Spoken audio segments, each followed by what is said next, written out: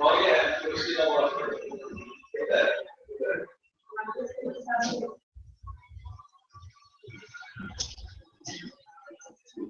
Tally.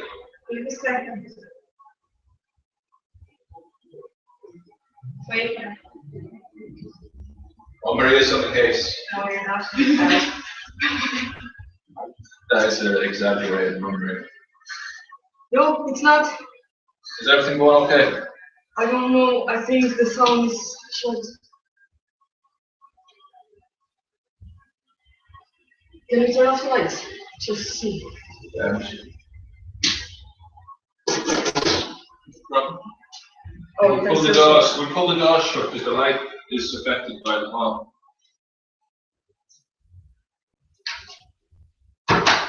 Okay, I'm gonna go in there and you're gonna speak and then we'll see if the sound is better.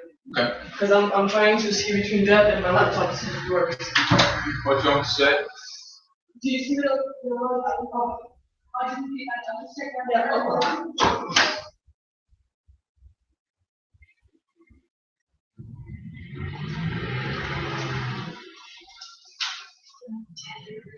Yeah.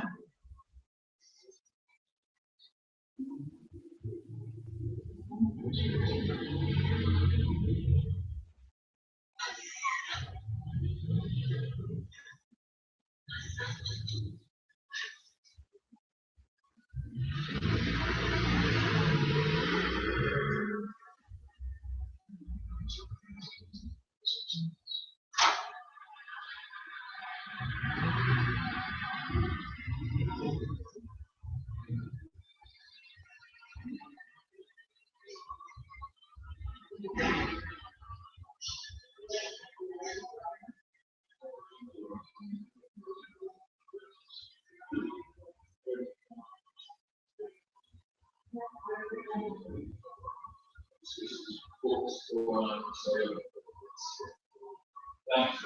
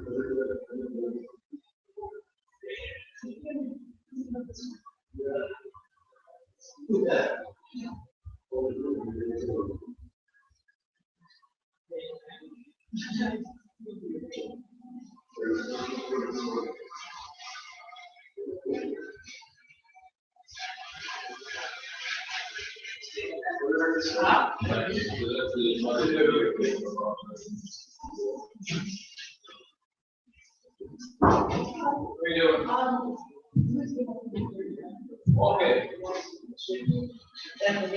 All sounds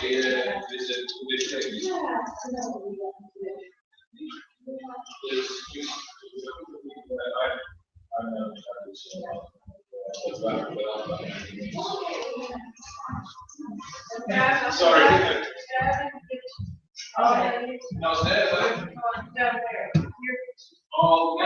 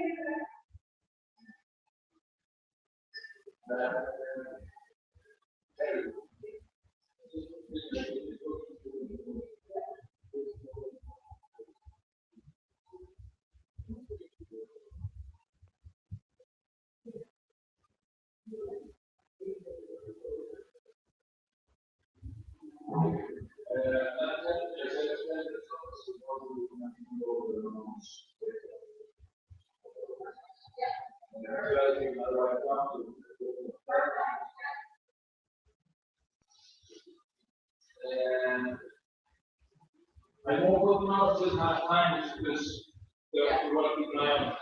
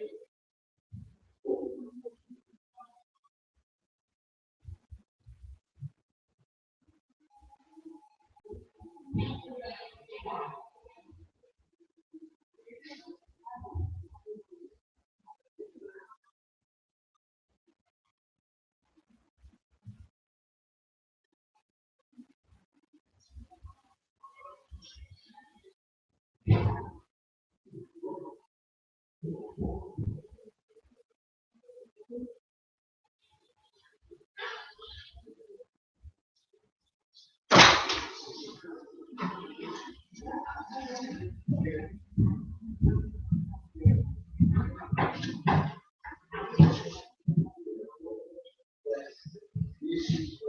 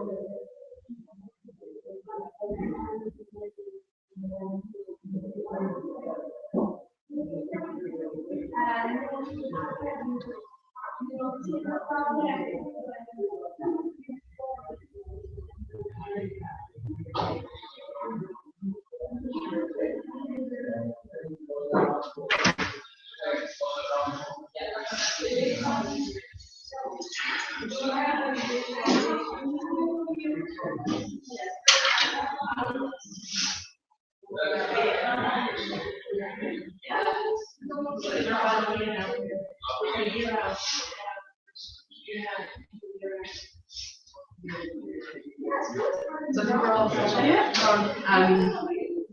overall, yeah, kind of like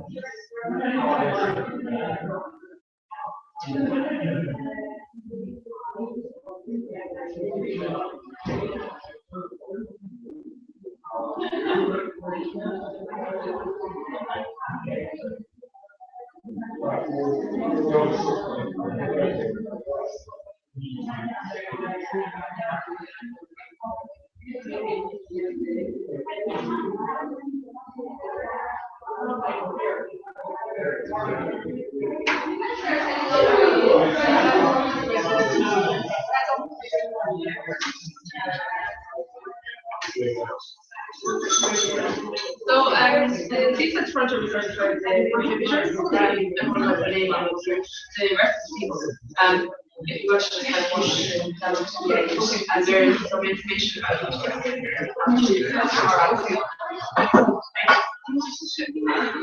each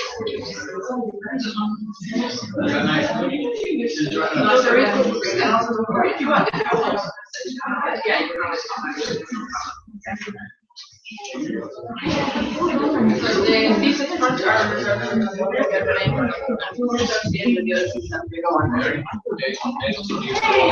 oh, you have I have my pictures of it. Okay, there you go.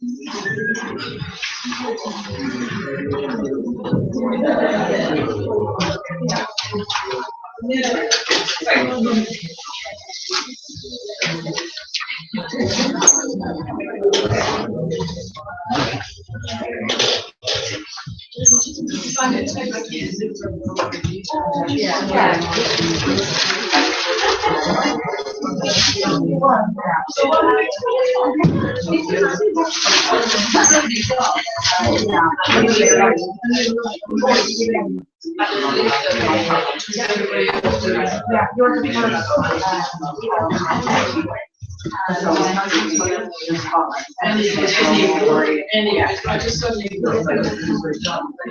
sorry, no, we didn't. No,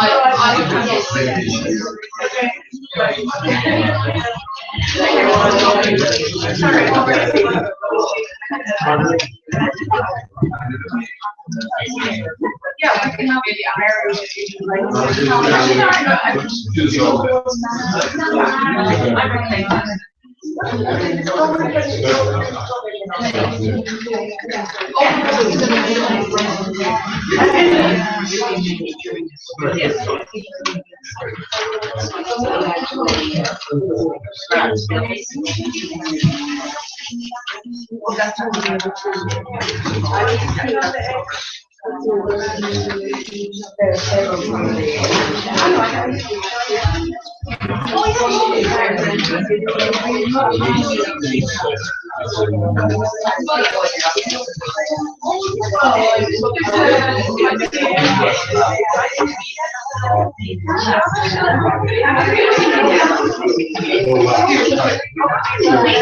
You see yourself?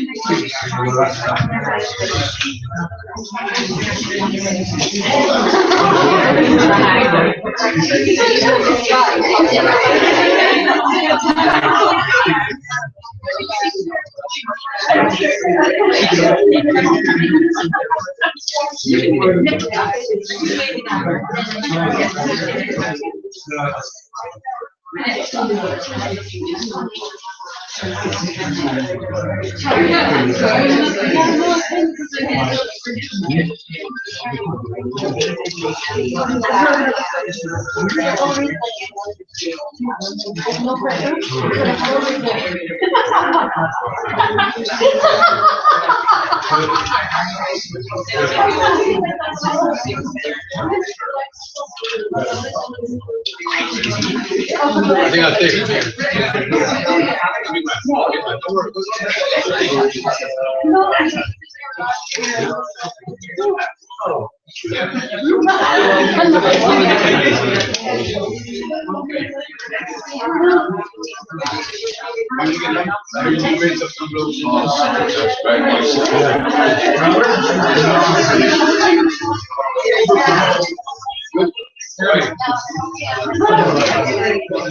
Okay, we'll get started. Thanks everyone for coming. Well, thanks for coming. So what happens when nothing else closes? This is running in conjunction with our main exhibition across the hall. Big thank you to all today's contributors. It's just a bit of housekeeping as well. We have fire escapes here and here. They're the only ones, aren't they? Yeah. The windows. Yeah, so that's it. And we've got what you call a stellar lineup for today. We have as well Tom Williams has agreed to chair this event. Thanks very much, Tom. And we're starting off with a video. Oh yeah, please switch off the phone. I'll start off with the video from my voice.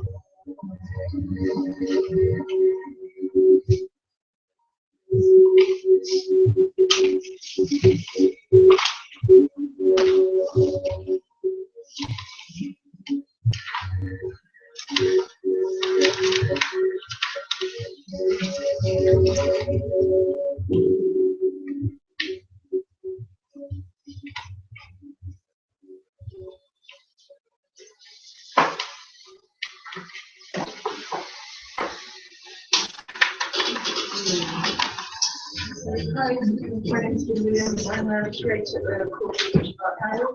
I'm very pleased to be trying to chair this today. First of all, thanks to Amanda Rice, the artist who just seen her work, titled her film being a site where a future never took place, which provides a really welcome context for this afternoon's discursive events. I'd just like to do a few thank yous, if I may. First of all, to the students who MAP, which is MA in Art and Process of CIT CCAB College, and congratulations on their exhibition, which we will see after this afternoon with some hot support. So special thanks to the students Caroline Schofield, Peter Nash, Mary McGrath, Anthony McGrath, Christine McCauley, Maria Ferreira and Fiona Kelly for organising this afternoon, and also the staff of CIT MAP, which is Colin Carty, Alvin Maria, Josie Jones and Trish Brennan.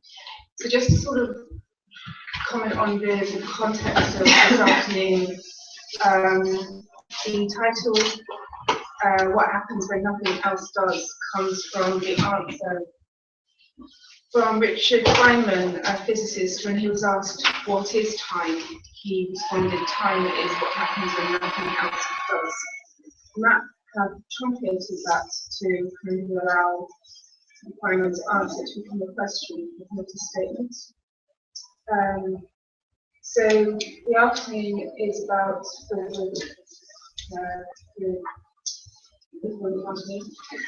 the contributors, about exploring the time where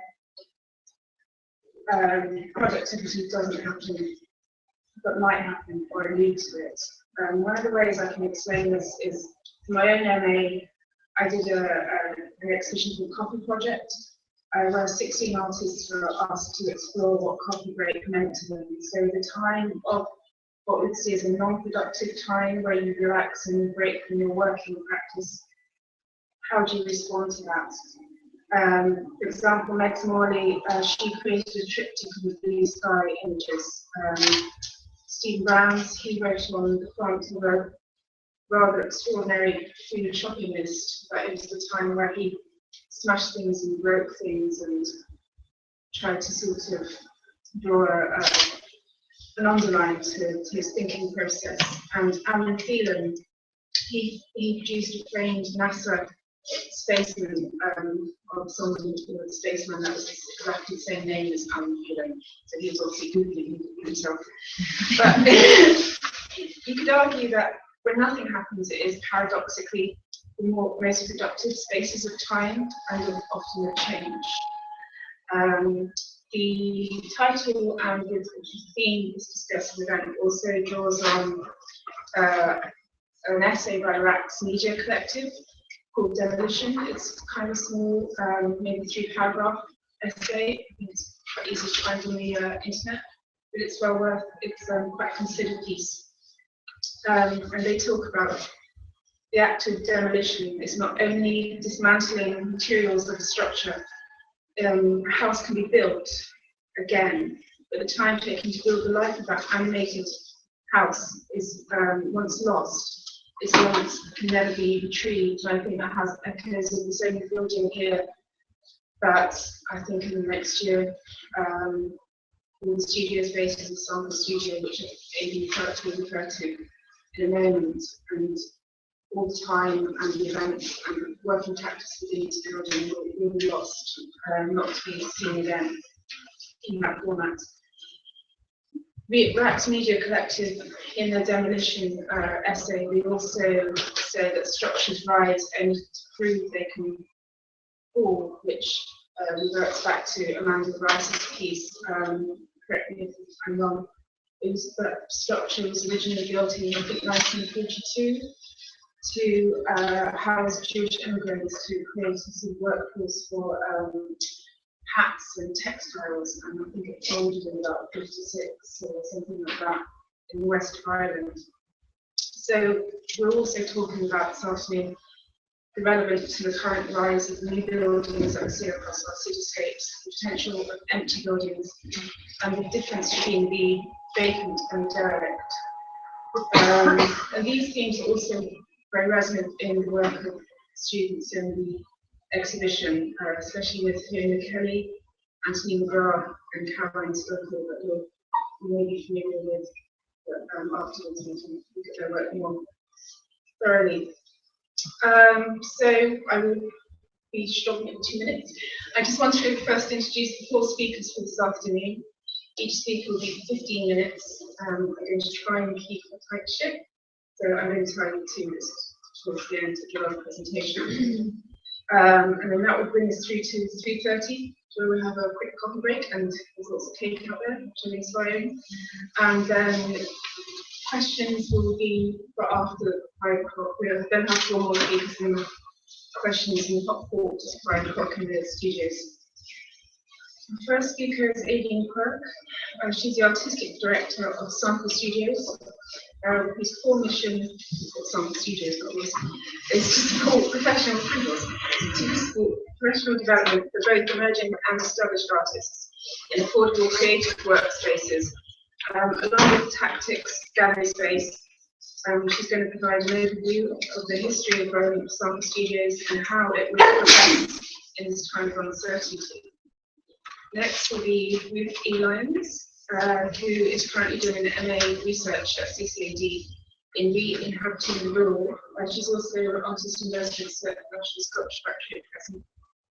She'll be talking about the Good Hatchery, which is a rural residency and art project created to generate alternative methods of living with the land and art making in a rural context.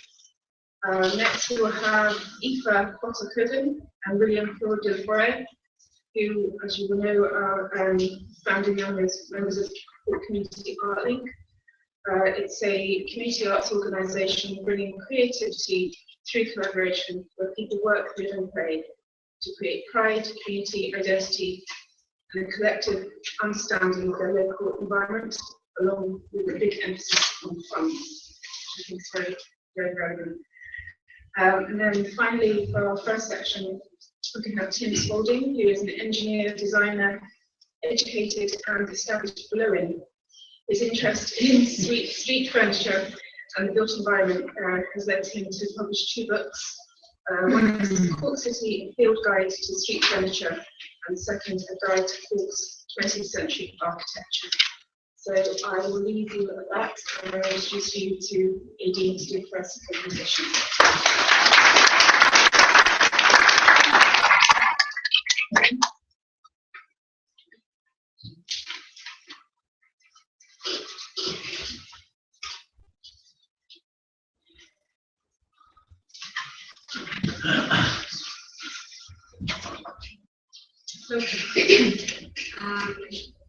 First of all, thank you all for coming, and I'm delighted that Sample-Studios was able to host today's event.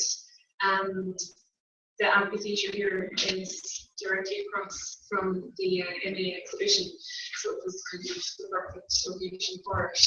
And I suppose Sample-Studios has a long-standing association with the Crawford College of Art and Design for a number of reasons that I'll talk about through the presentation. There were, when the students asked me to present at today's event, I kind of took it as an opportunity to reflect on our organisation.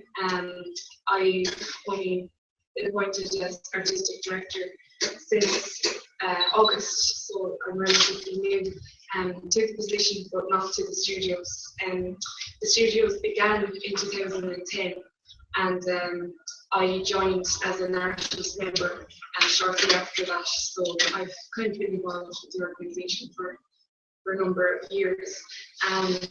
There are a few things we could kind of reflect on, or that I could explore with this talk. It comes at a very good time to, I suppose, to tie in with the exhibition, because there are a number of themes that are explored in this exhibition that are relevant to studios, to the organisation, the use of space, time, But what I'm going to do is just give kind of an overview of our organisation, so sort of like a history of the space. It feels like it's kind of a new organisation, a new studio group, but we've been here for a number of years now, and the organisation has grown, it's evolved. It started off with just a small group of artists, and it quickly became quite organised and quite professional. So yeah, so I'll just kind of run through the beginnings of the studios and how we ended up in this building that we share with the students. So even our logo is quite tight to the physical space. It's modelled on the exterior of the building. So that's something that I'm kind of looking at the moment, because we're not sure how much longer we're going to be here in this building. So I'll talk a bit about that. So yeah, so this building, it's the former government buildings here on Sullivans Quay. So a lot of people call it the tax office or the false office. And the building, it was bought by Van Construction, who are its current owners, and it was abandoned for a number of years. And there were a group of students from Crawford College of Art and Design in third year that were looking for a venue for their third year undergraduate exhibition. And they gained access to this building, and they had their show here, and it was called Banks. And so, sorry, that's actually just the layout of the building. So we're currently on the third floor, and that's where the auditorium or the amphitheatre is. And the studios itself are spread out on the second floor. We've on the second floor, half of the third floor, this floor, and the MA in Art process is the rest of it. And then on the fourth floor, we have about half of that floor, and then there's fourth floor studios up there. So Sample-Studios are just one of the tenants in the building. And Crawford College of Art and Design have their final year studios on the ground floor. There's the MA in Art Therapy and other offices. So yeah, that's what we have here. There's over 60 studios. I'll be talking a bit more about the facilities that are here. This is just kind of more of a timeline of how the organisation came about and how the building came to be occupied. So it hadn't been occupied for a number of years, and then in 2010 there was a third year exhibition. So after the exhibition ended, there was an arrangement kind of drawn up with the owners of the building that some of the students could stay on and use the building for the summer as art studios. So that was a very kind of interesting time. There was, I suppose it was kind of exciting because it was a space that was disused, and there's so much of the space as well, which interesting things could happen. I'll come back to this actually. But that was the exhibition that took place here. So the students kind of occupied the building, and there was a bit of controversy over this sign actually, because it brought a lot of attention to the building. It's such a huge kind of monstrosity of the building that you can see from the Grand Parade, and it kind of takes over the quays here. And then suddenly there was something happening here, and there was a bit of giving out about the sign, because I don't think they got permission to put it up, but it went up anyway, and everyone wanted to know what was going on inside the building and who were the artists that were in here. This was the invitation poster for the show. So it was a really interesting exhibition, because they called it an art interruption in the former tax office. So the group of students utilised the space within the old tax office, like these envelopes, these kind of like government issue envelopes, and they used some of the old servers and wires, and they really kind of tied in their art with the space. So there were some of the old office spaces, desks, telephones, things like that, mixed in with students' works of ceramics, sculpture, installation, painting, it's a really interesting intervention in the space, and that kind of gave rise to what eventually became Sample-Studios. So yeah, some of the students stayed on, and some graduates were also looking for studio spaces around that time. And it started off with just kind of a group of about 20 to 30 people, and then it wasn't much longer before there was a board of directors and different committees. And what was interesting about the space was that it wasn't just visual artists, there were performing artists here as well, and some of those people that kind of began the company or began the organisation, they're still here. So yeah, it became a company, an official company in 2011, in March of 2011, and then not long after that we expanded up into the third and fourth floors, and the gallery was moved up to this floor as well. And the gallery is called Tactics, but it was originally where our team room is downstairs on the second floor, and that's become something in its own right. It's made quite a name for itself. It's had some really interesting exhibitions over the past few years. So yeah, it was 2013 the Tactic Gallery launched up here, and then some of the members built this room, the Amphitheatre, and then the dance floor was constructed in the black box space, or the workshop, which is down on the second floor. In 2014, our performing arts program was launched. That's called A and B, so it's the Amphitheatre and the black box space downstairs. I'll mention a bit more about that. And then in the past couple of years, we've secured some Arts Council funding. What's interesting about Sample-Studios is that it's kind of a self-sustaining organisation. So all of the members pay a fee, a membership fee, for use of their studio spaces. And because there's so many members here, it means that we're able to pay for our rent of the building.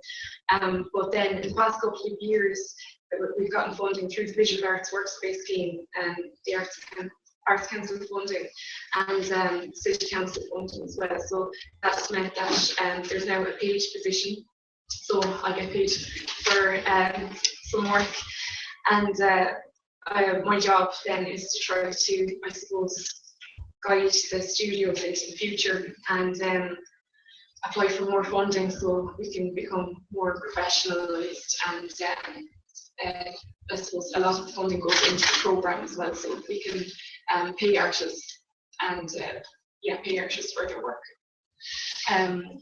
Just a bit about the actual studios that are here. We have closed studio spaces and open studio spaces, and the average somebody pays for their membership is €85 a month, which is extremely low for the amount of space that we have. But the reason why our rent is so low, I suppose, is because there's uncertainty about the building.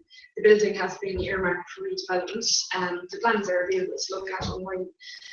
We're going to convert it into a conference centre and a hotel. And we've always known since Sample-Studios has started, we've always known that there's going to be a redevelopment and that we could be asked to leave with just a couple of months' notice, which we've agreed to because it means that we have no rent. But what that means is that there's a bit of uncertainty about where we're going to go. Okay, so these are, this is what the space looked like shortly after the third year exhibition was here. So there's all of this large open space, carpets, and these were converted into bays then for open studios. And this is on the second floor where our tea room is now, and there's some kind of closed studio spaces down there. And the open space just at the right hand side, that's where our black box future development space is, and the dance floor. Some of the studios, so these are open bay studios. There's quite good light in the building, and it's really good for artists, especially painters. And then this is one of the closed studios on the fourth floor. This is Kim Morris's studio. And so I'm just going to show a few pictures of what was on in the studio. These are photos taken by Robin Foley, one of our members, and for his blog. So this is one of our artists, Leslie Stoddard, and she is there working with me. And this is a photograph that featured on another blog of Harara. So that's Robin Foley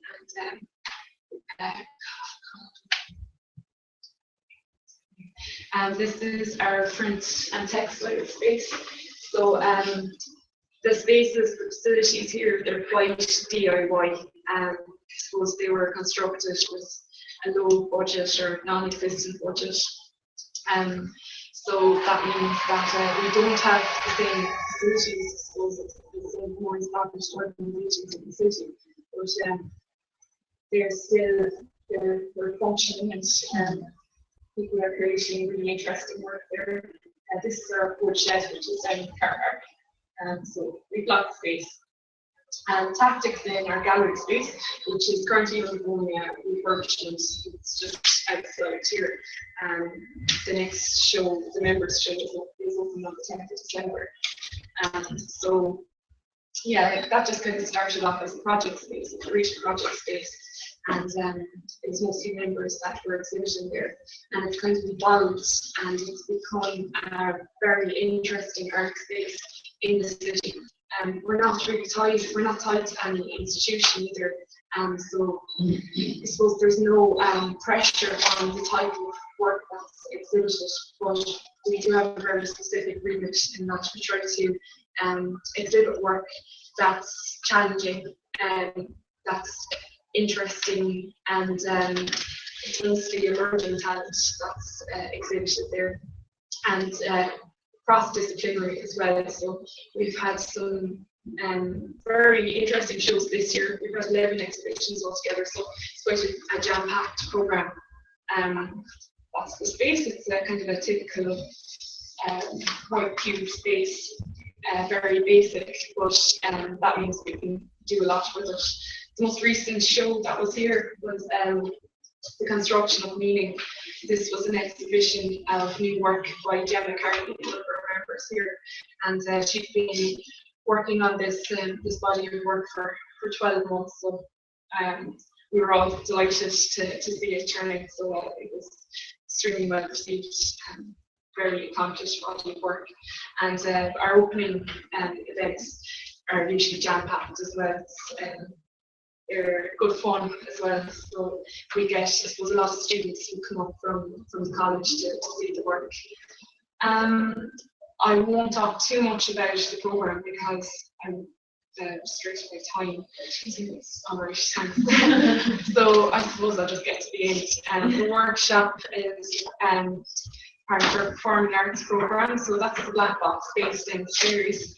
And that's been used for theatre development and screenings. It's also been used for some of our exhibition programme, and we've residency programme, which is kind of the main purpose of the performing arts programme here. So people can apply for a residency between 1 week and 3 months, and there's a focus on development. There's not a pressure to I suppose display or perform work. It's more for the development as well. We also have a residency space on the third floor, and this is used for a number of purposes.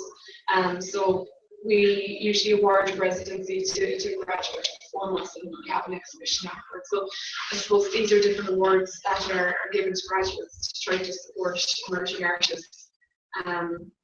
And then I suppose more recently we're trying to have an outreach program where we collaborate with different organisations to I suppose draw in more interest into the studios. So we'll be doing curatorial exchange with 126 Gallery in Galway in January, and there's a few other things in the programme.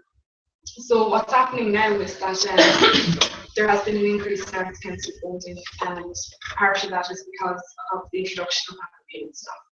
So let's say my position is funded by the Arts Council, and because I'm paid, I'm able to apply to get more money into the studio. So we're becoming more professional. So by paying a member of staff, it means there's a dedicated member of staff to kind of advance the studios and our programs. And just to, I suppose, just to kind of finish up and to tie it into the program for today, you know, we don't really know how much longer we're going to be here in this building. The plan was that we were only going to be here for a year, possibly 2 years, and each year we've been looking to stay on and continue to create interesting work and programs here. So next year, we're not really too sure where we're going to be. We're not going to be tied to this location. So there's a lot of possibilities with that commission. But it means that we can think about, well, what are we? Are we just a studio group? Are we tied to a physical face? Or are we more of an organisation that supports the creation of work and ideas? So that's kind of something that we're all looking at the moment. So yeah, I'll finish up there so I don't go over time. So yeah, there's lots to kind of think about, and I think today's talks will be interesting, and they'll tie into the use of space and some of those sort of ideas that are explored in the exhibition.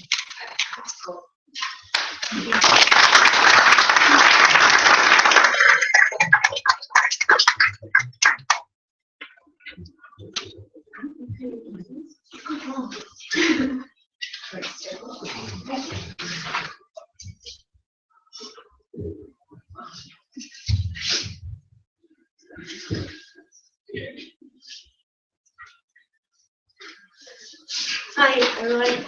I'd just like to really thank the MA group for inviting me. It's really privileged to have been invited. I've had a lovely year sharing the MA space with the whole group, and I think this is like, yeah, I just feel really privileged to have been asked to present my work in the context of their show. So I guess relationships are kind of something that are key to my work as well, to the projects I'm going to mention, and that might just be a way to start.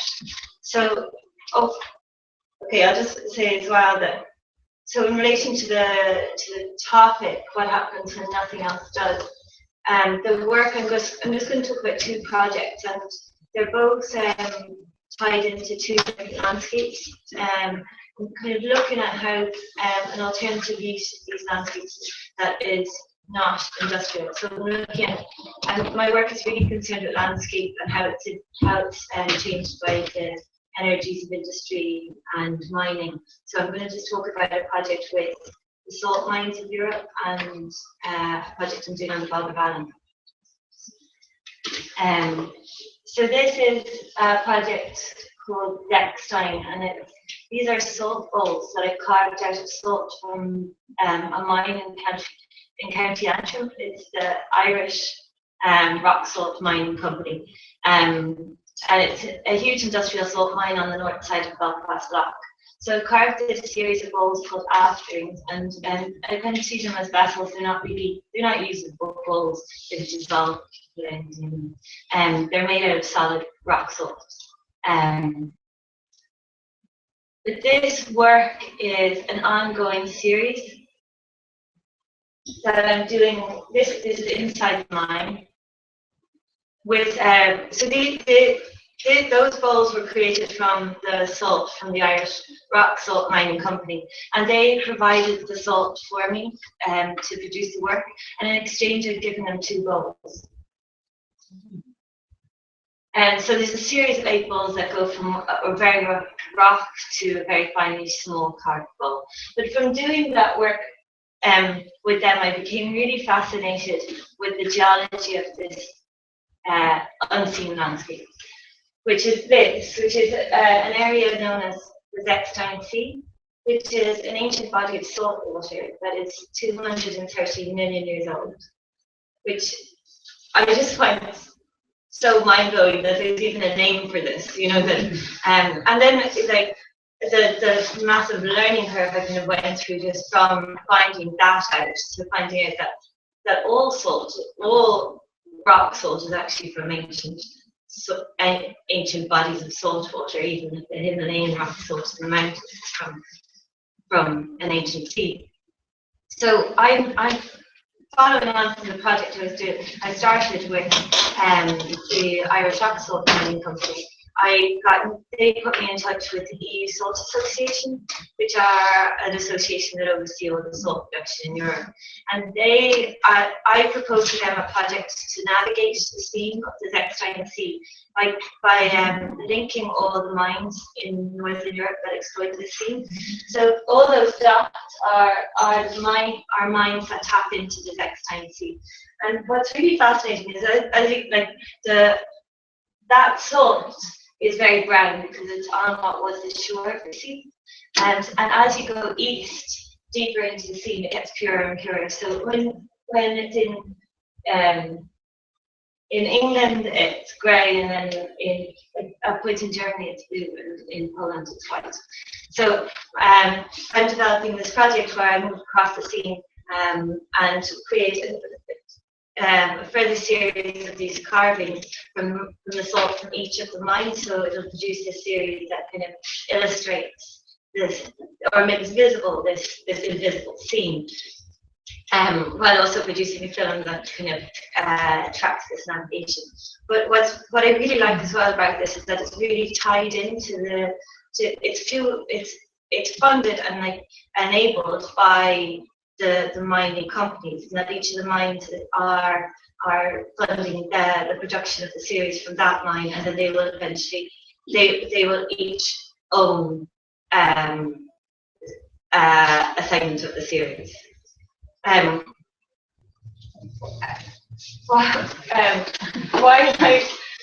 I got in touch with the EU Salt Association in relation to my own project, they said, well, we'd love to help you do that. What we would like is for an artist to produce these awards for our annual summit. So I've got this annual commission now with the EU Salt Association. I've suddenly become the EU Salt Artist. They have an annual summit, and I produce these sort of things for them annually from a different. It's like a sort of geological commission. I have it annually every 10 years. So each time it moves around, I'll get salt from a different mine and produce these works for them. So again, it's kind of another way of also funding the practice and a way of learning how to work with salt, which is a very particular thing because it's hygroscopic and very cool electric.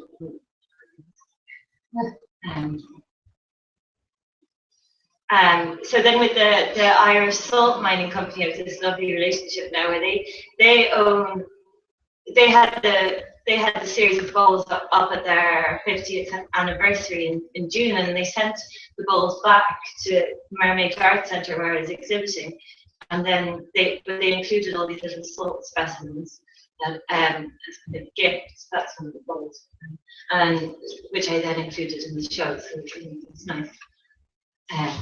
Relationship going on. That's me carving the salt with an angle grinder, which has since broke.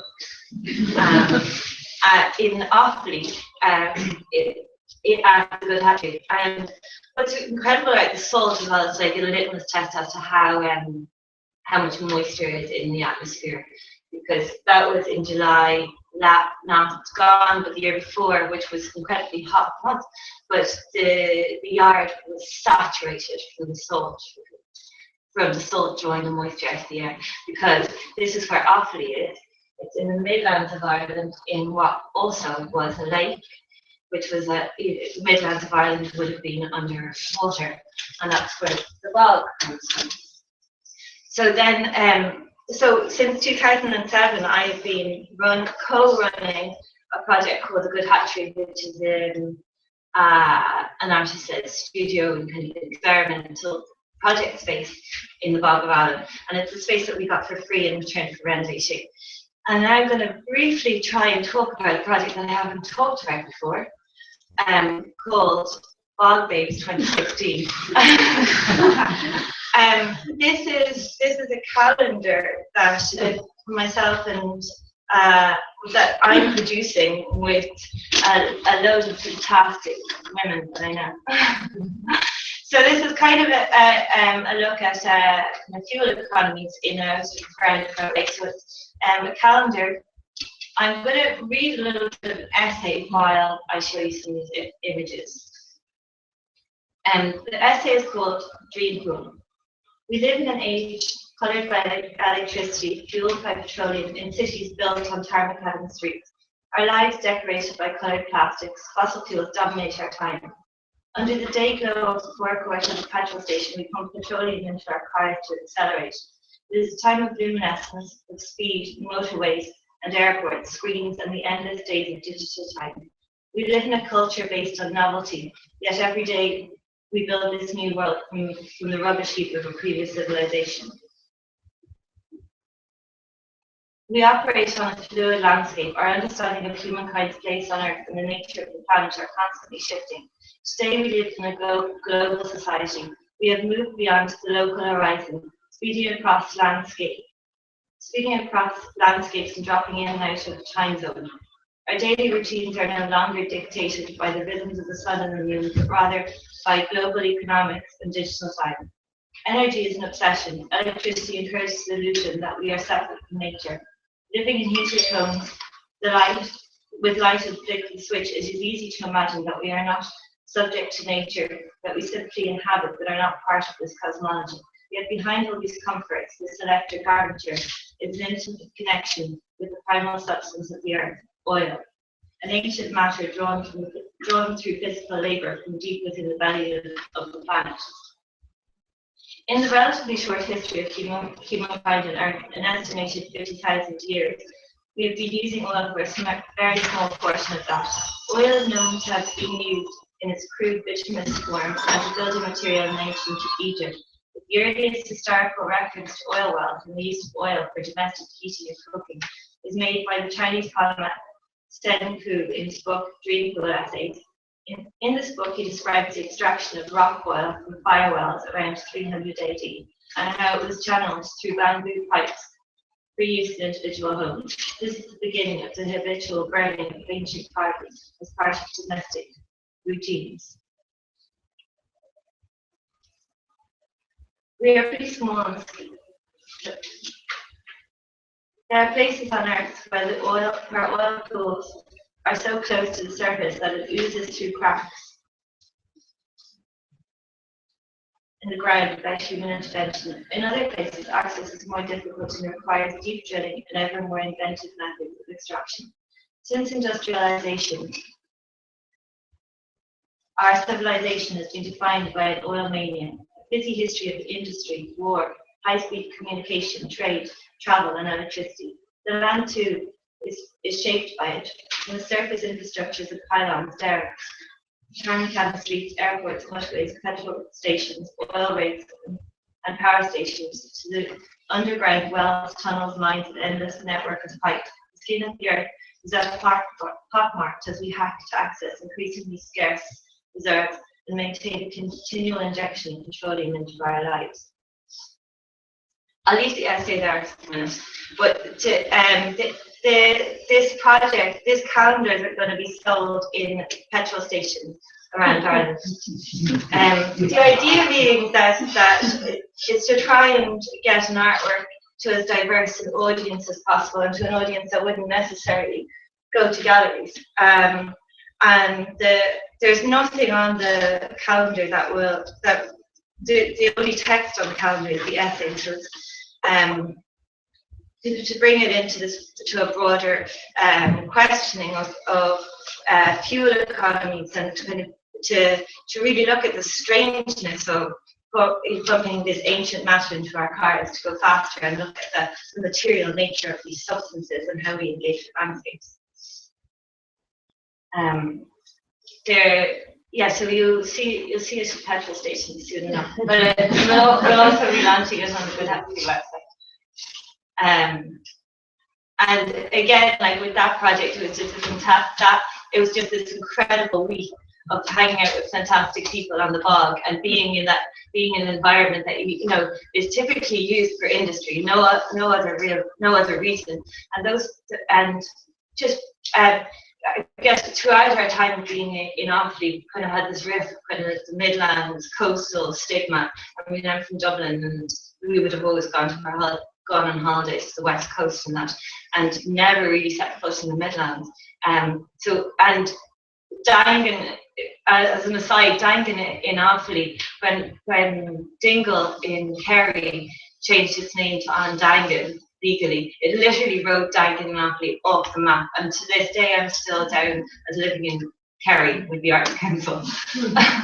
It's kind of mad. So we've always kind of had this running joke of the bog being like the other beach, and then this kind of came from that, and it being kind of like this liminal landscape, you know, that is, you know, even in mythology, it's kind of this in between space between the living and the dead, and dark, wet and dry, and similar to the beach, you have this in and out of water, and then the space of the forecourt of the petrol station also being the space kind of to and fro, and kind of the liminal space where sort of time is in stasis, like it's always brightly lit there, and you're always kind of in transit. Okay, so then I'll just finish up with another fossil.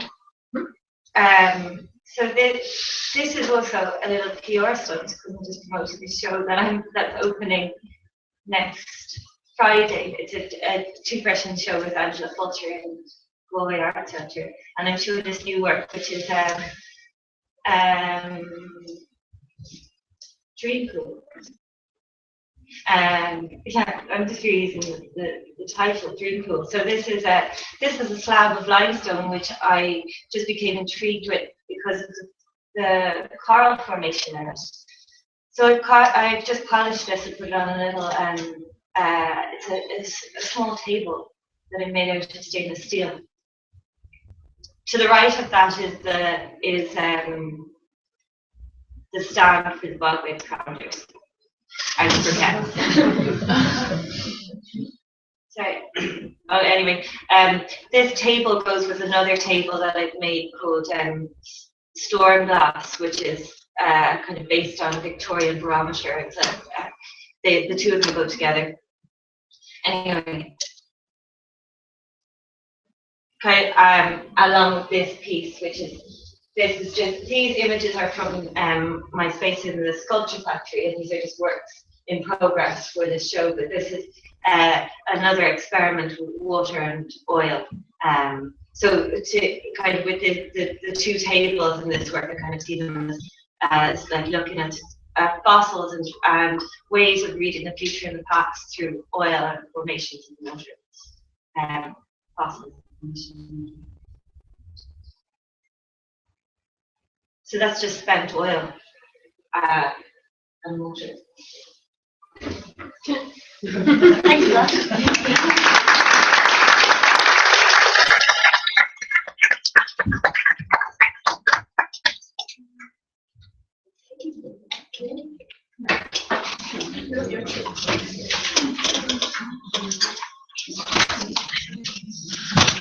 Oh, good.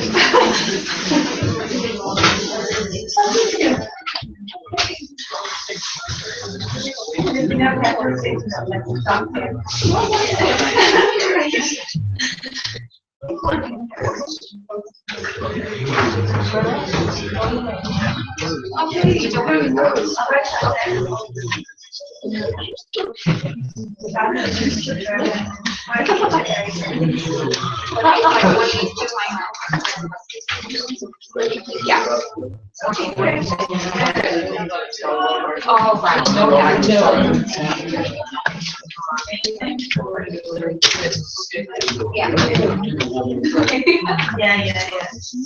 Right.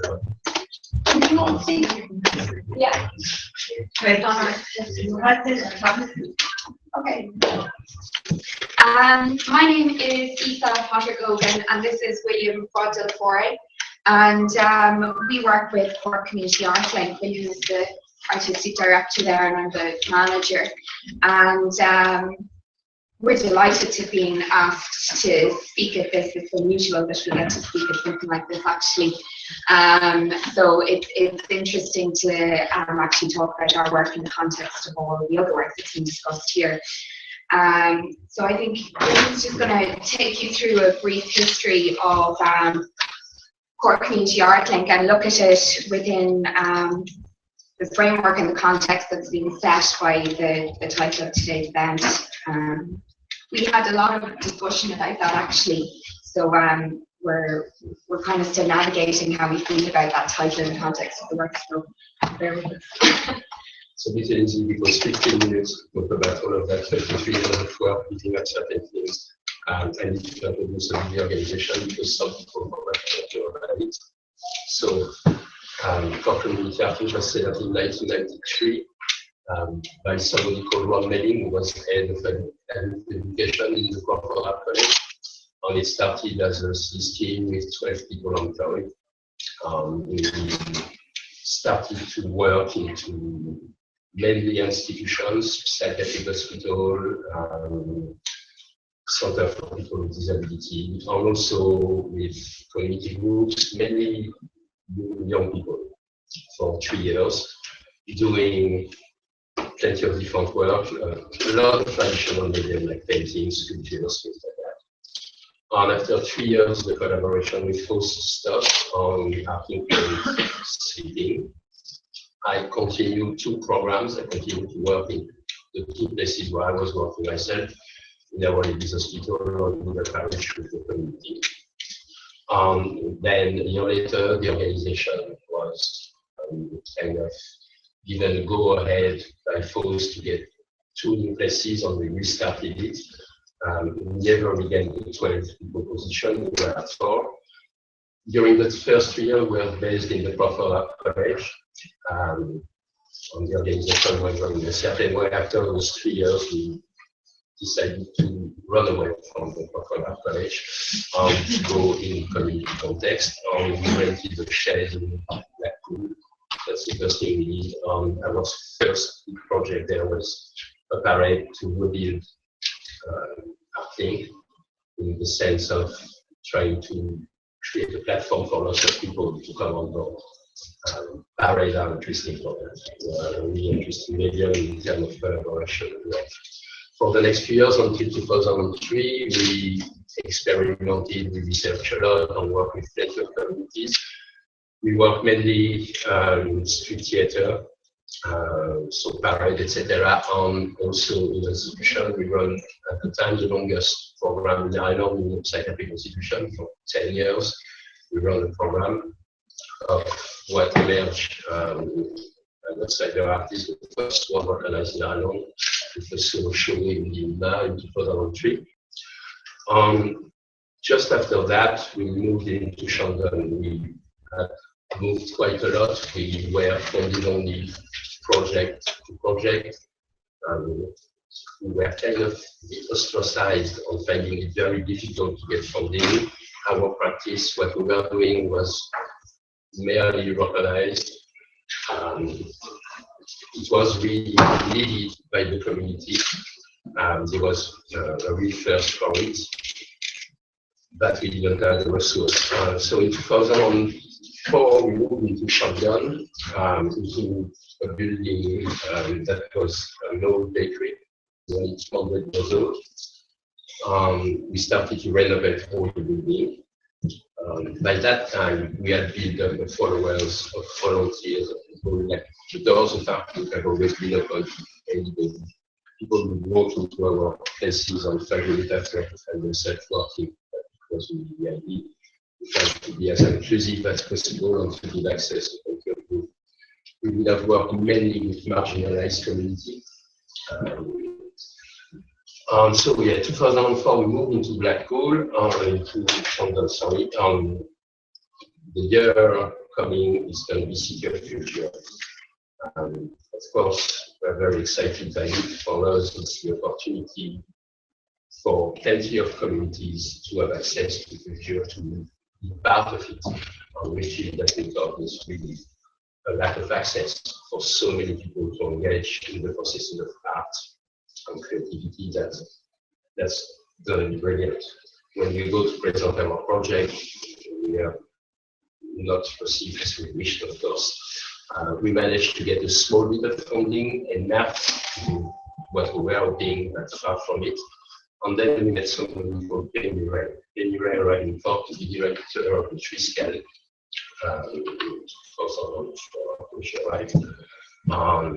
She was wanting to reopen that building to the communities and to access to a wider audience.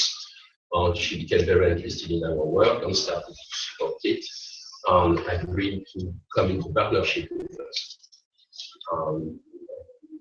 The partnership was basically giving us a public space to work from, which was what was interesting us, the street in front of the Triskel building inside, itself, on the back. We started a project that year that was called What If, on which explored the public space with community groups. So we'll take a quick break from that thought together. The idea of that project was really for us to engage in the public space. Like a lot of our work that's happened outside of the YQ, and that's really what we were aiming for. We were thinking that creativity was locked up into special cases for special people, and only touching a very narrow part of society. How could we engage in a larger context with everybody's everyday life? I think art separated from everyday life is kind of dead. So that's a creativity zone.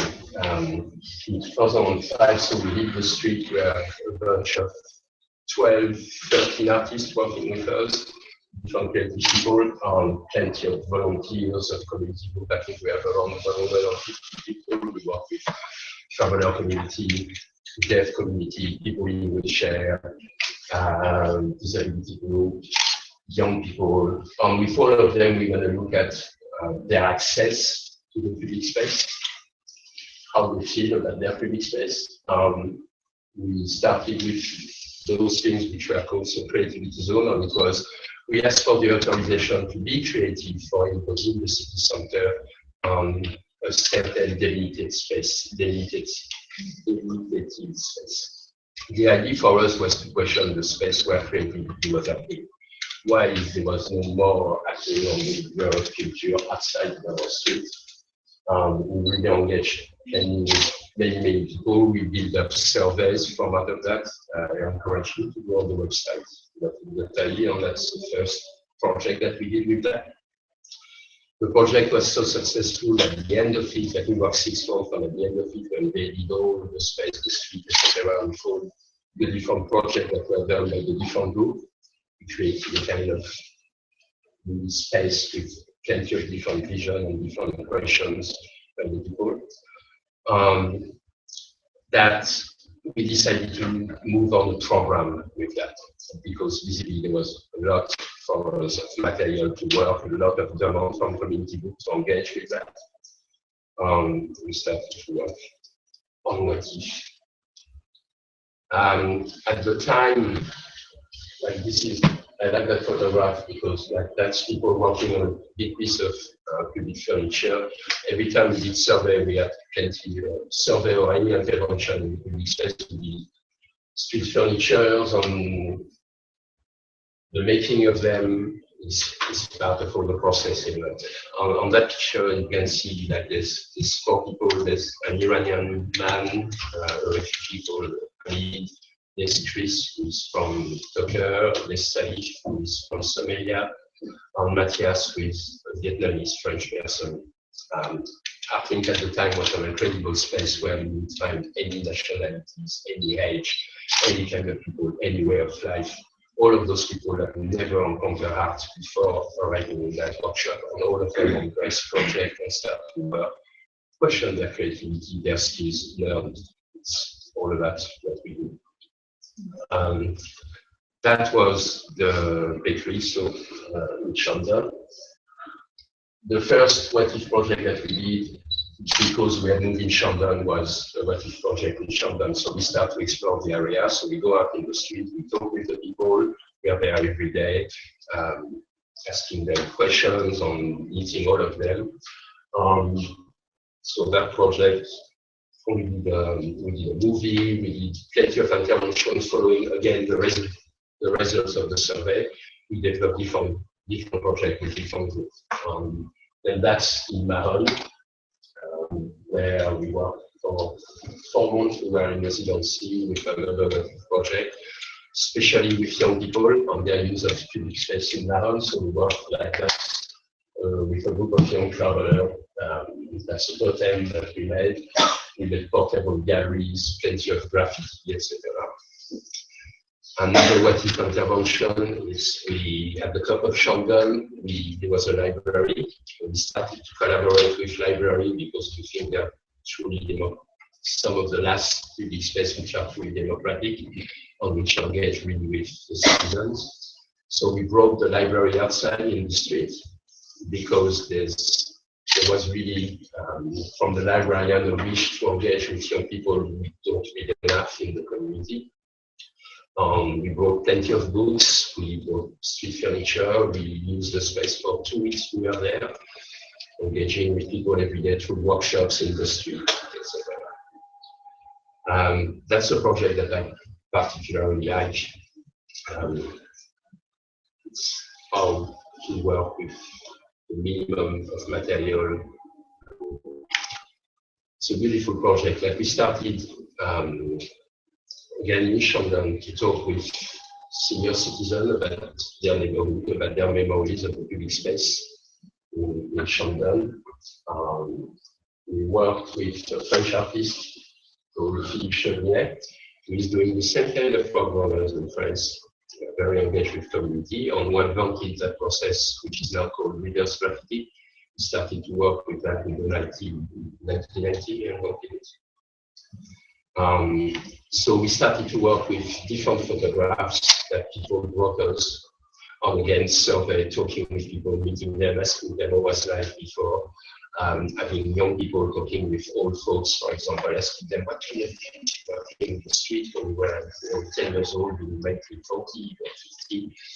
And from all of that, on all the material that we got, we did giant stencils.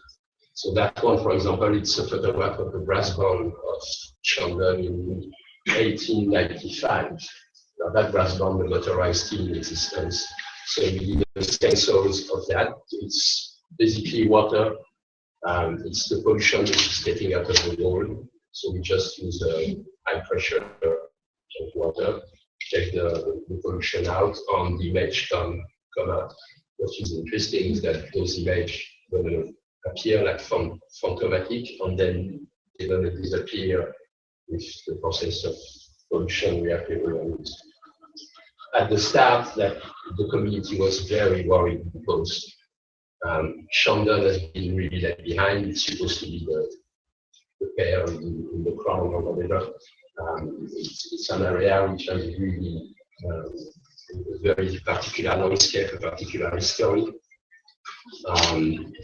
People were worried that they needed to desecrate the buildings that they looked at this building is of particular interest to the community. Plenty of people have worked in it. It's linked to the history of the Catholic community on the north side of the celebrations in Cork.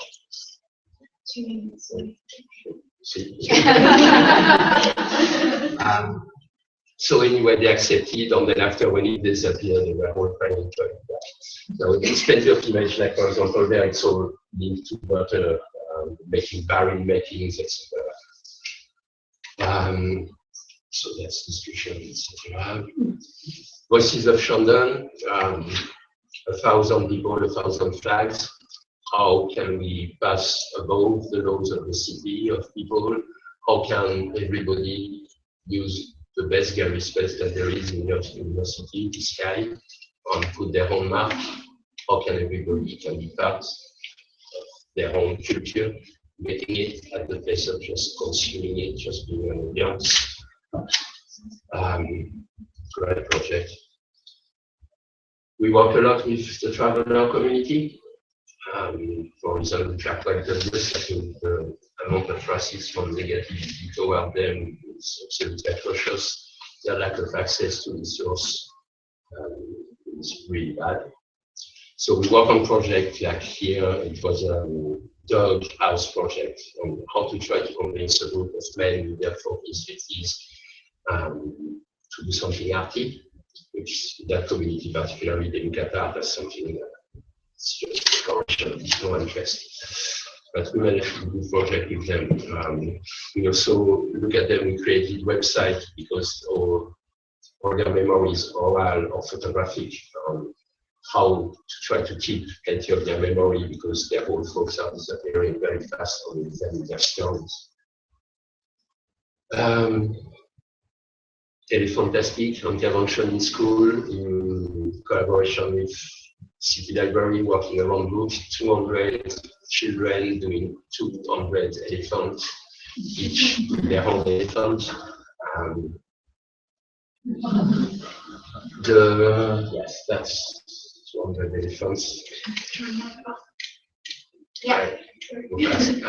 That's again one good day collaboration with plenty of youth group. We recreate a model of the plane of Saint-Exupéry that we crashed in the desert, from what we wrote after from that experience, we wrote The Little Prince. It's covered of text of The Little Prince, the young people in the comic books. When the recession hits, like we work with plenty mediums. We decided to go in town in 2010 and do a performance on Dickens' Scrooge. We did a Christmas choir, but in our manner, talking about the banks, etc. Again, in the snow when really cold and nobody's there. Prior to the election and everything was The Art of Political Lying, text written by Swift in 1840, published in the Irish Examiner. I encourage people to read it, it's really interesting. And then The Dragon of Shandon, so I'll finish on that. We woke up in Paris for years and years. We woke up the main parade in Cork because we thought at the time in the 2000s that it wasn't converting enough community and we were wanting to create our own event, but also we thought that Shandon was really an area which was needing a proper community. The majority of those events are arriving center. We can create an event that will attract pride into the community, that will push people to participate in the life of their community, to engage with it, and to create a platform where plenty of community people can come. Make culture, to live together, to share, and participate. Thank you.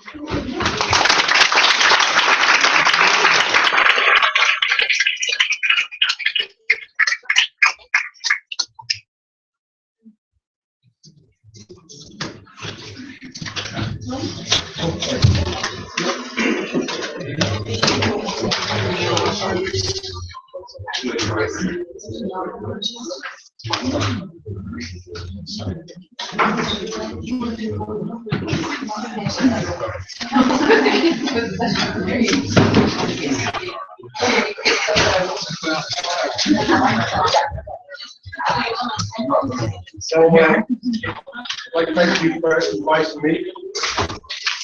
We're feeling a little bit off piece here because I'm not an artist, I'm not even particularly artistic.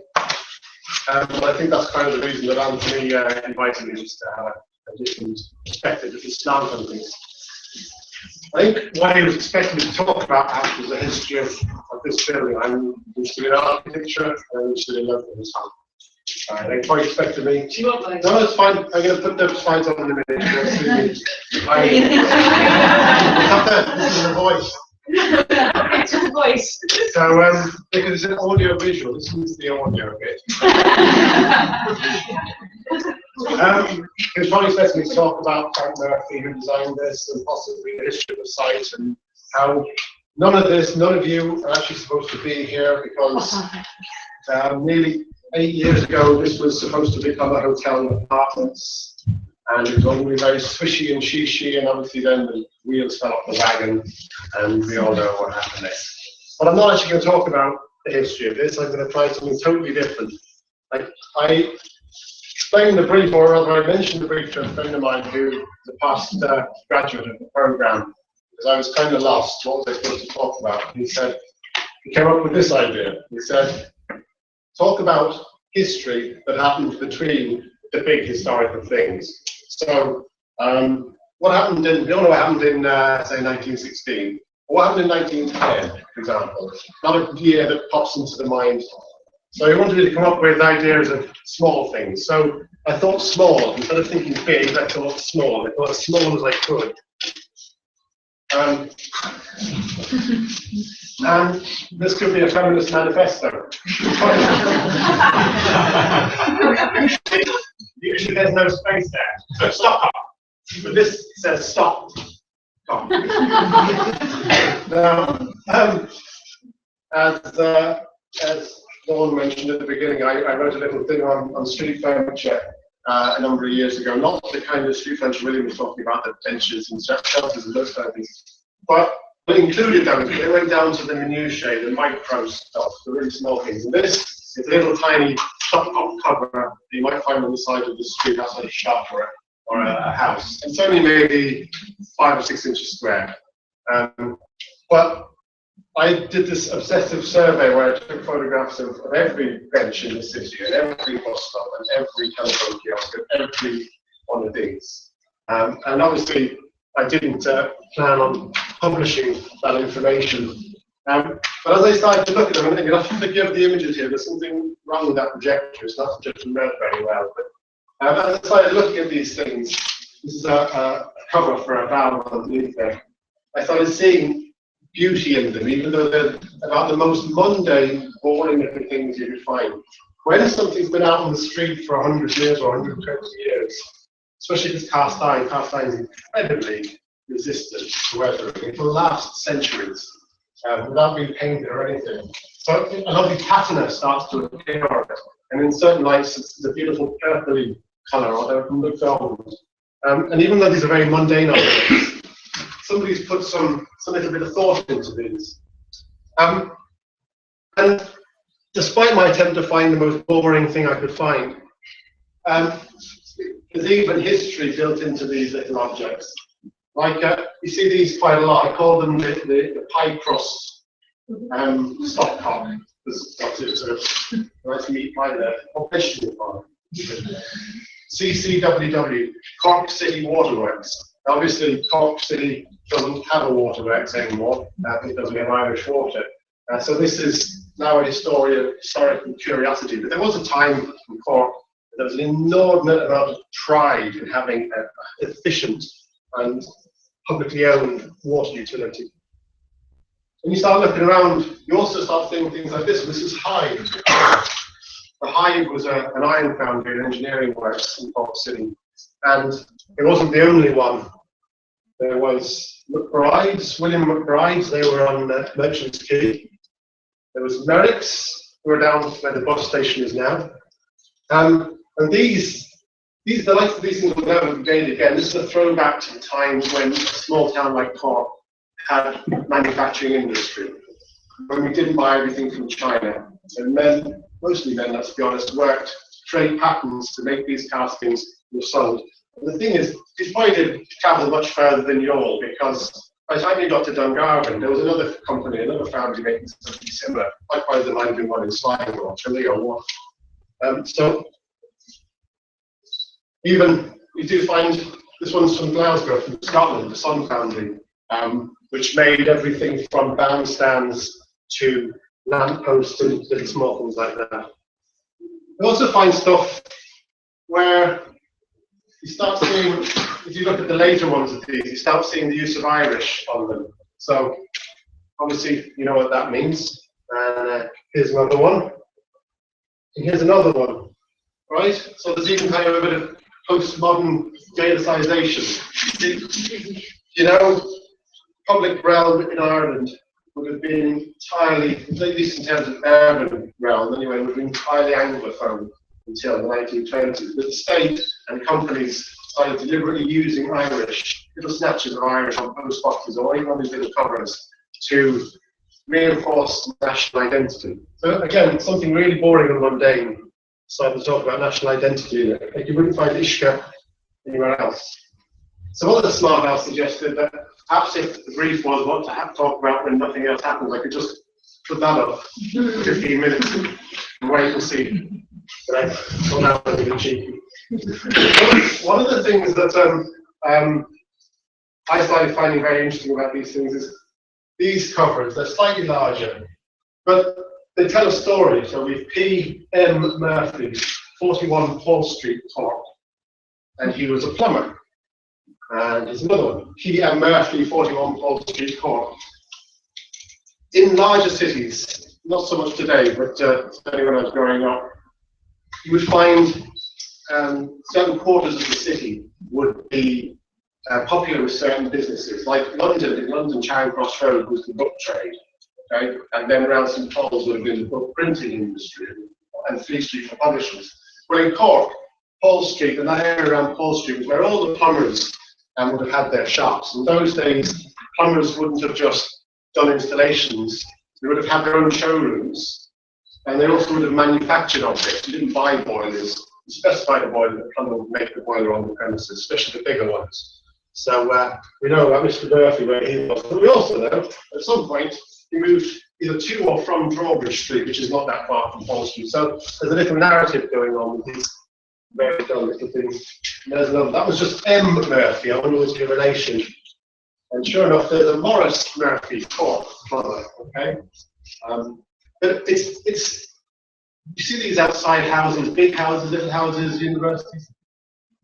There's a certain pride in the work being done here, that the man felt the job was good enough to put his name on it outside, right?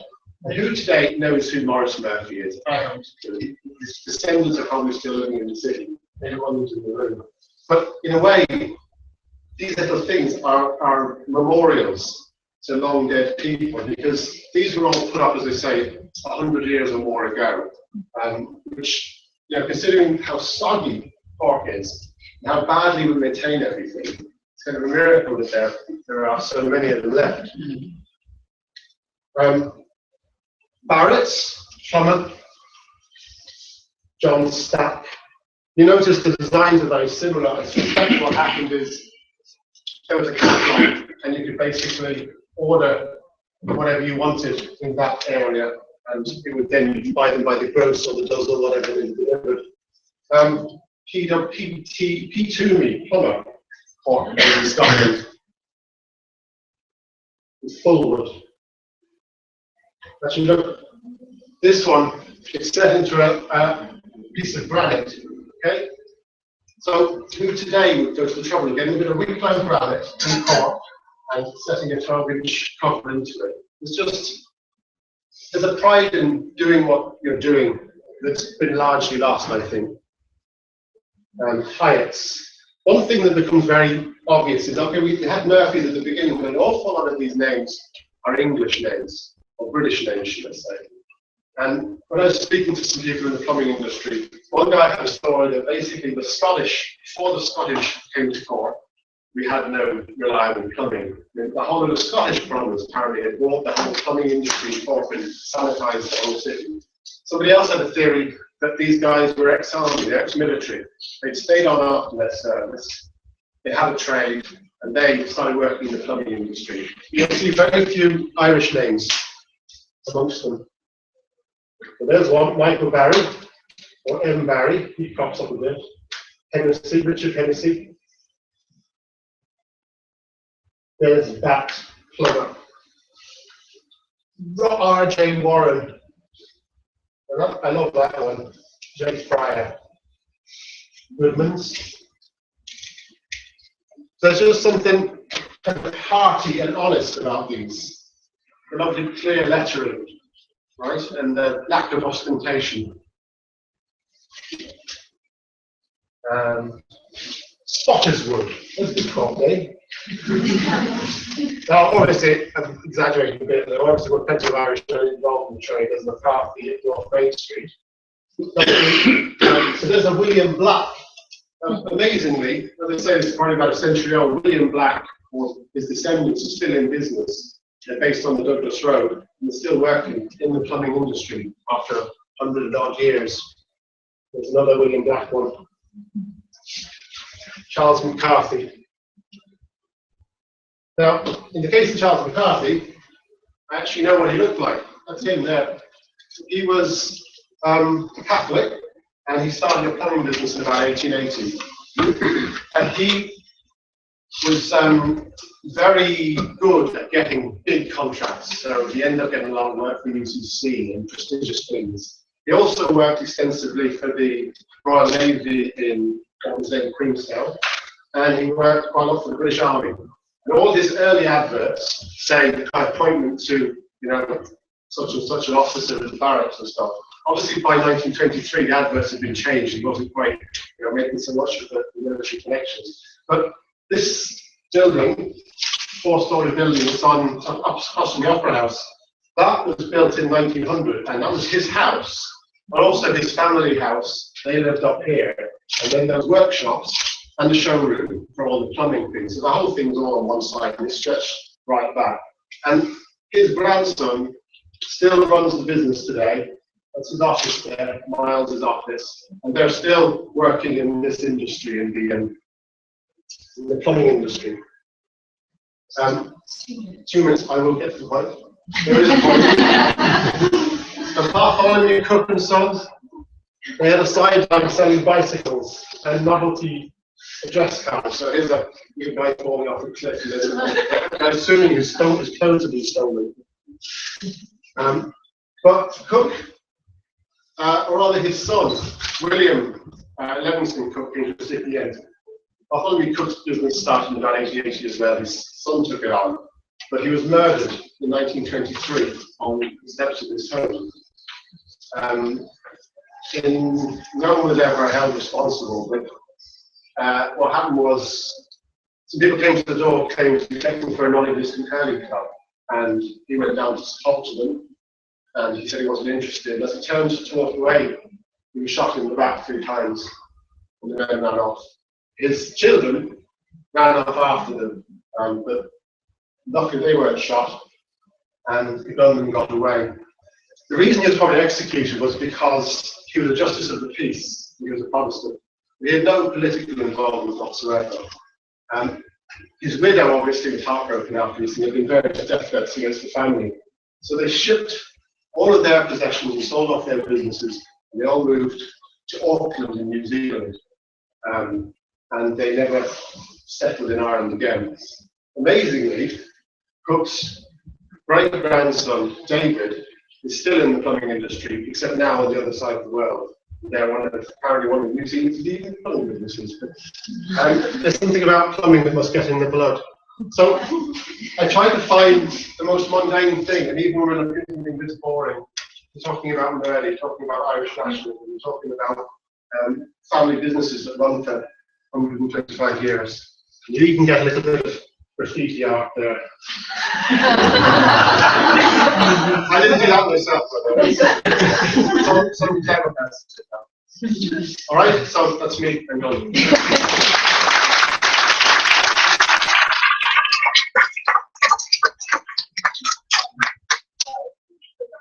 Okay. Good morning. Very much. Stay with me for a long time. I'm just going to break now for 10, 15 minutes with a kind of cake, tea, coffee, in that order. Let's go through, and I'm going to round you up later for the next part of the marketing.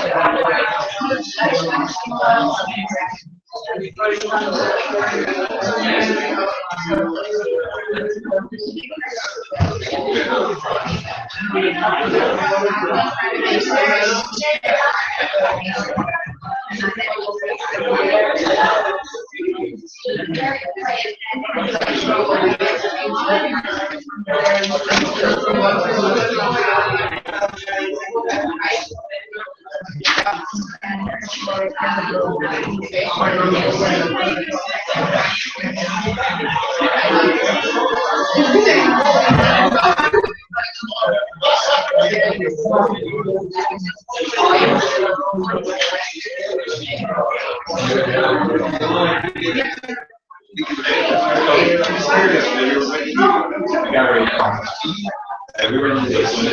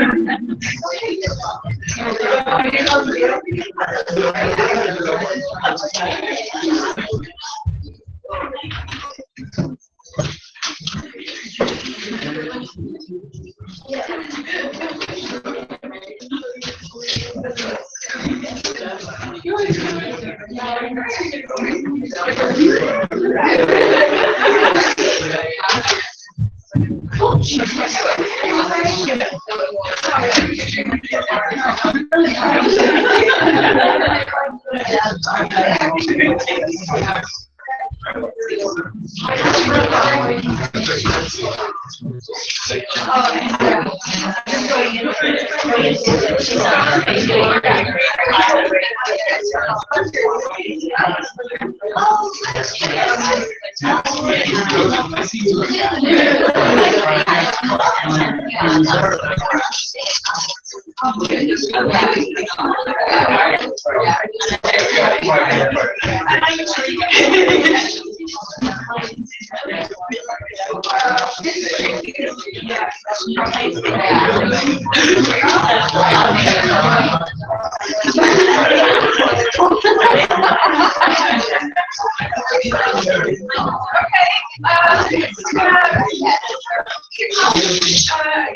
I know that's a quick break, but I'm focusing on the hot points.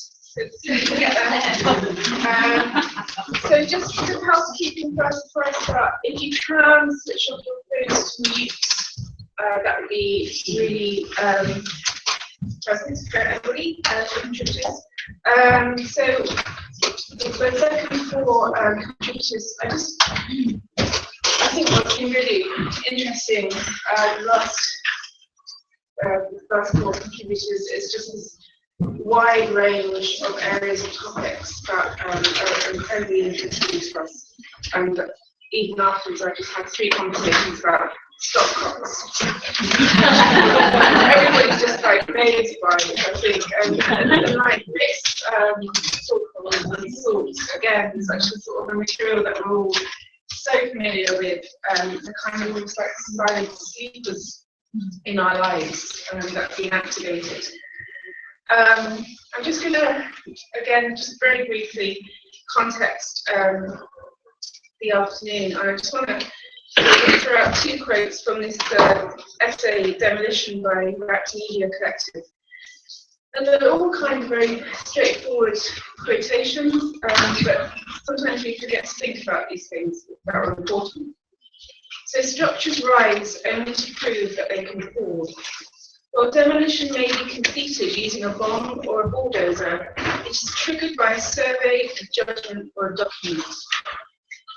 The destiny of that which is demolished hinges upon it not only being able to prove its entitlement to occupying the ground on which it stands, sometimes the majority of the city's inhabitants may not have access to this entitlement. And again, we're told the rise of the economy and the spaces and becoming available to other uses that we might not want them. Sometimes we don't have that entitlement to stop that progress. So the next 4 contributors address these themes and also themes of the potential conceptual shared spaces and the evolution of how things happen. Our first contributor of this section is Judy Kravis. She's created a poem in response to this title, this discursive event title. She's a writer and gardener, and since 1992 she's produced Road Book with Peter Morgan. Followed by Aideen Holohan. She's an artist and curator of Bridge Street Project, and her practice is centred around ideas of kindness, inclusion, hospitality, and community enrichment. She's also part of the Karen Workhouse Union with her colleagues Rosie Lynch and Aideen Holly Kearns. Holly Kearns, thank you. Great. And then Erin O'Brien, who is Cork City Council representative responsible for derelict sites in the city. And she's going to present on her experience with vacant and derelict sites in the city. And then we're going to have a world exclusive premiere by Mick O'Shea, his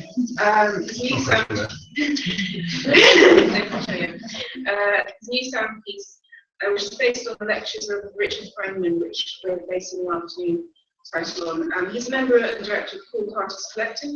He's a key proponent of sound art and a modest third member of the Vidar Food Collective, domestic office.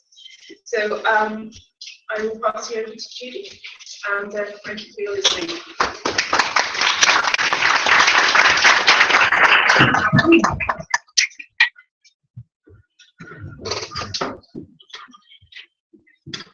I've written a poem, yes. When I've written a poem, messed about with it for quite some time.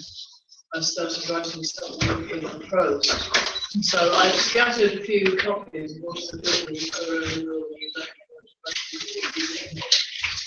But the prose is on one side and the poem is on the other. And I'm going to read prose first, because prose is in general easier. Though people have said to me that the way I write prose is just as hard as poetry, it's really ridiculous. There's a phrase that I use in the first paragraph of prose, which I'm extremely fond of, and it comes from the title essay in a book by an American essayist called Guy Davenport. The book is called Every Force Evolves a Form.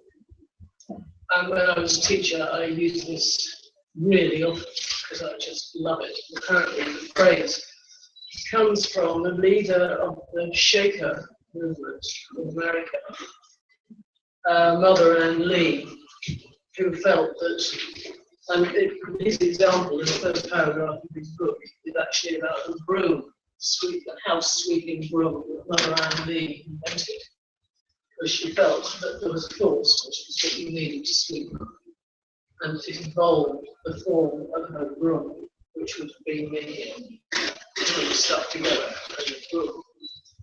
Anyway, so that's just a brief prelude. What happens when nothing else does? I like this phrase, this question, this statement, when I first heard it in the Wolf Cafe, as I like to call it, on the Cold Quay one Saturday morning. Every force evolves a form. And this phrase, this force, set me off on an intense recurrent ramble over the days that followed, especially during pauses. Writers experience a lot of pauses, more than usual vacancy, or as we might call it, fragmentation. The phrase then was the force. The form turned out to be a poem, a kind of fugue. A fugue is an escape of a usually desirable kind, an escape to, not an escape from. There are lots of musical fugues in Beethoven, Mozart, Schubert, and Bach. A phrase, musical or verbal, leads out organically in several directions, willful but always mindful, till eventually the phrase comes back renewed and renewed. What happens when nothing else does throws into violent relief what happens when something else does. We need nothing in order to know something, as we need silence in order to take on noise.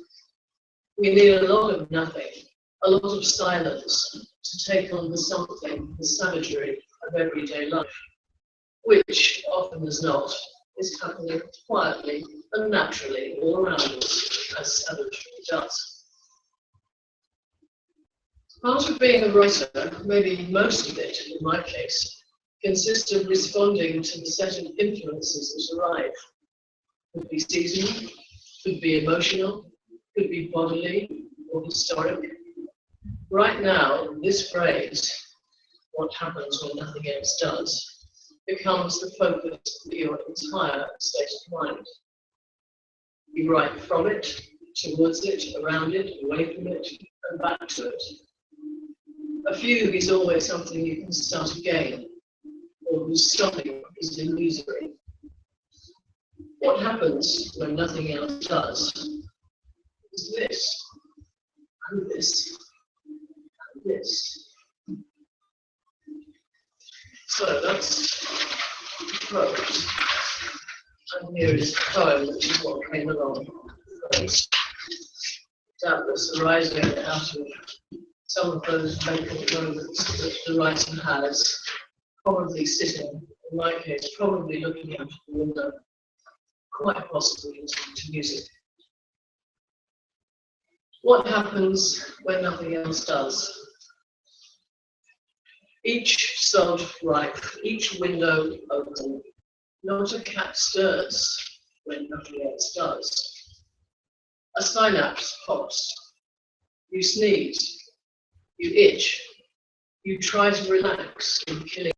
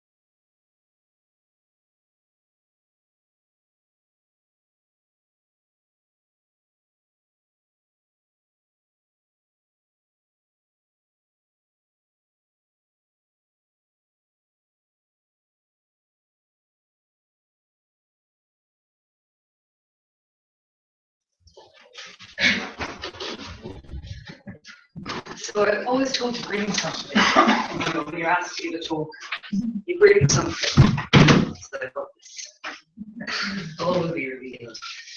My name is Aideen, and my practice is based in Callan, County Kenny, which is about an hour and a half, 2 hours north of here, basically smack bang in the middle between Dublin and Cork.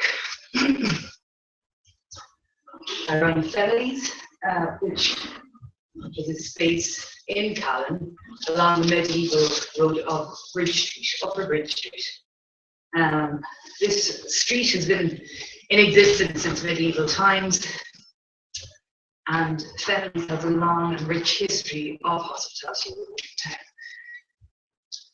When I'm thinking about what I wanted to talk about for this talk, and I thought about the buildings that we are given, the buildings that happen to us, I suppose, as people.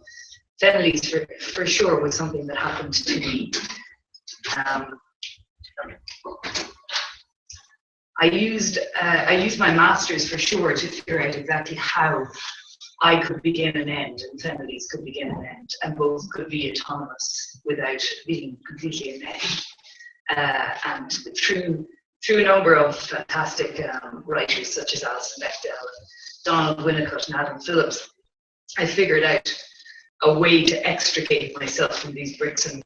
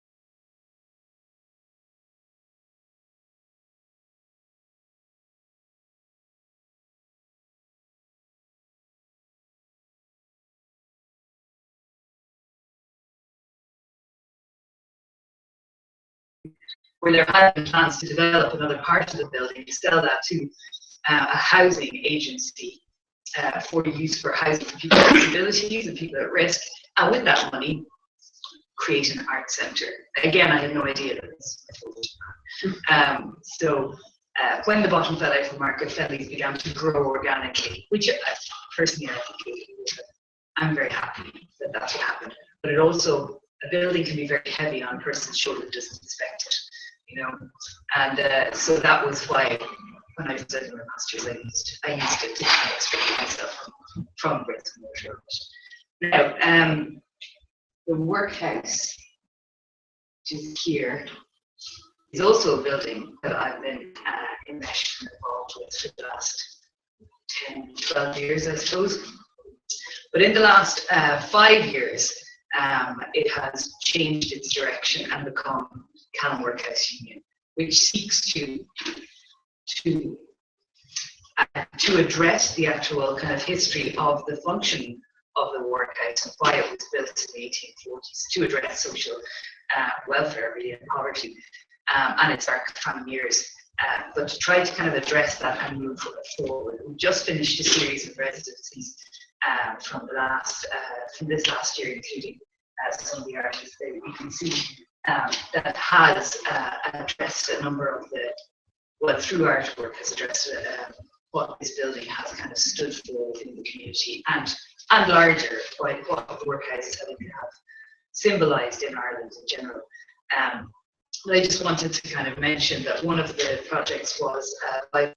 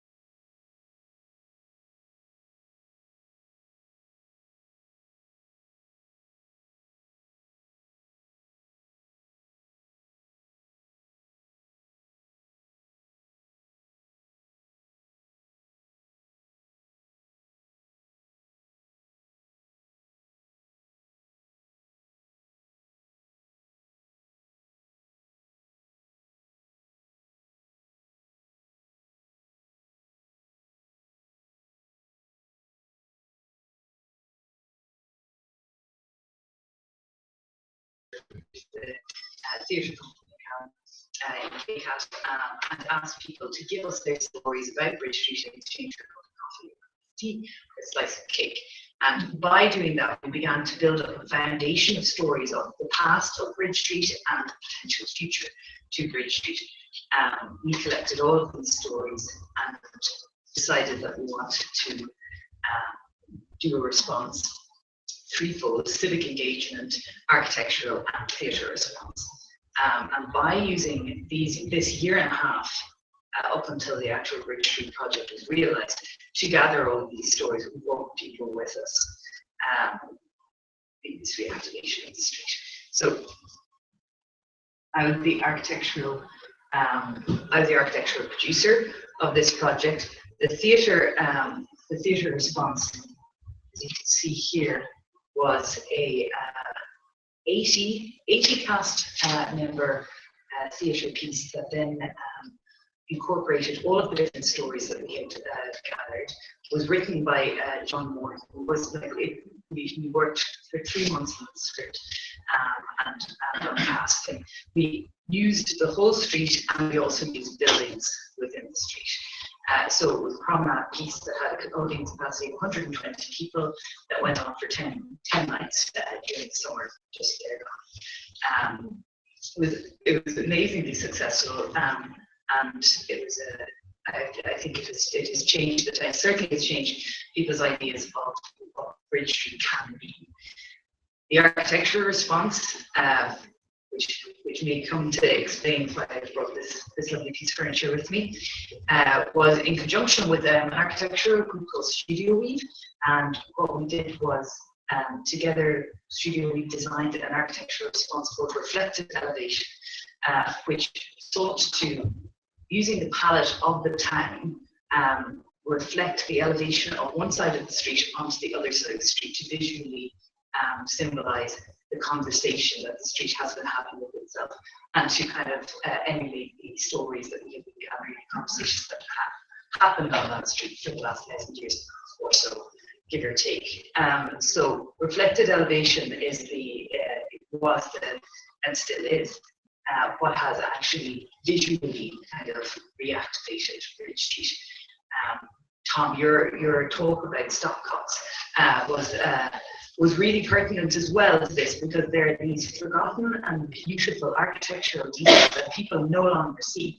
And Bridge Street had become, for sure, a place to get from A to B, and nobody saw anything. Which essentially is a few layers of paint onto this street, people started to see again the beauty and value of this forgotten street that they had been overlooking for so long. You know, there were concrete poured details around the surrounds of the windows, and people like, did you do that? Is this new? You know, beautiful things happening.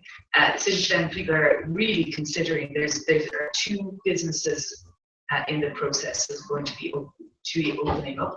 There's Bridge Street